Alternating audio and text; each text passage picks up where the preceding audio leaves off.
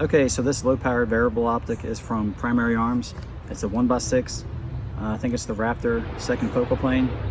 So one thing I wanted to do was just get one of these and see how I liked it for myself. Instead of reading reviews, it's mounted with an RS Regulate side mount with a full Picatinny and has Burris Extreme low mounts. So you get a 6 power zoom, and you have the option to go to 1 power, as opposed to something like this that is 1 power all the time. Some of the benefits of this is if the battery dies, you have a reticle, but you also have the same with this. So the cons of having a low-powered variable optic on an AK is already heavy, so you're adding a lot of weight. I have the weights of the rifles listed in some video somewhere, but I don't know it offhand.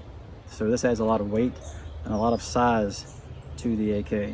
And one thing I've also noticed is if you have anything on the side here, it does interfere some with your reloads. But the cons, weight, size, that's kind of all of, really all the cons that you have. Some of the pros, and probably the biggest pro, and I think the only one that's, well, not only pro, but one of the best things about a low-powered variable optic is target identification, like a positive ID.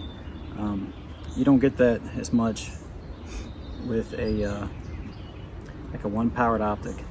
So if you're hunting or in another environment where you need to ID your target, having a 6 power, when you're at it like 200 or 300 yards, that's a big positive. So let's say your AK shoots about 2 or 3 MOA. What is that? That's about 6 or 9 inch group at 300 yards. I can get the same accuracy I found in the past with a 1 power, like a 2 MOA dot or something similar. So as far as being accurate, the scope doesn't really make you any more accurate. You can see your target better, and that's probably the biggest pro with having a low-powered variable optic on your AK. It also does have a reticle etched on it, so if your batteries die, that doesn't go away. A good thing about the etched reticles, like in a scope or like this Cyclops, is you can't kill the red dot if you have a light. If you have a Looking Spent light and it's a 1,000 lumen or a high intensity light, that reticle, that red dot's not going to wash out. It will just go from red to black, so it will stay there and it won't disappear. So it's just kind of some of my thoughts about low-powered variable optics on AKs. The biggest pro I can say is being able to see your target, observing areas that you couldn't see as well with your naked eye. You have that 6 power zoom, and it's on your gun. You don't have to carry binos and carry something else.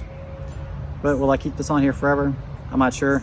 As far as being set up for hunting and stuff like that, I think this does aid you a lot with low visibility. And if you were only going to be using an AK as like a CQB home defense gun, a red dot or Cyclops is probably fine. If you are in environments where you need to ID your target, I would say a low-powered variable optic is a big pro. So the weight kind of sucks, the extra weight, because you're already dealing with a heavy gun, but you get to see things that you may not be able to see if you were just using a red dot at 300 meters. But you really have no improvement in accuracy that I can see. Just seeing the target is the biggest thing. So that's really all I have on that. If you guys have anything,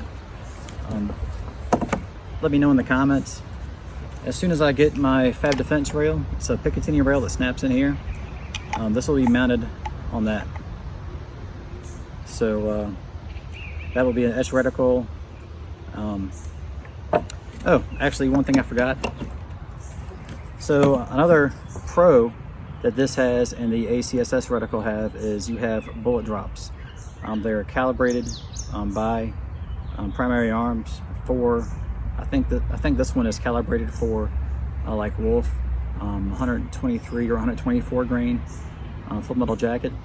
So that is something else that's good. You know, you sight it in, depending on the caliber, at like 50 or 100 meters, and it will give you, or yards, and it will give you your bullet drops out to, I think, let's see it, out to like, what is that, 6, I don't really have this ready. Yeah, out to 600 meters. With an AK, you know, that's kind of very optimistic, but it's doable. You lob enough rounds over there, you're eventually gonna get a hit. So the bullet drop and having that reticle on there, that's kind of dummy proof. That is a big pro to having a an optic like this. So that's all I got. And again, I haven't really had any issues with this AK-103. If you guys have are having questions about that, I have other videos with this gun. Go check those out. That's all I can think of. The only thing that I maybe have seen that may be a problem, on my gas piston, it has a little screw or a pin that keeps the gas piston attached to the bolt carrier. I can't tell, it's like barely coming out. I don't know if it's coming out or if that's how it was from the factory. I honestly can't remember. But you guys have a good one and be safe, and have a good day.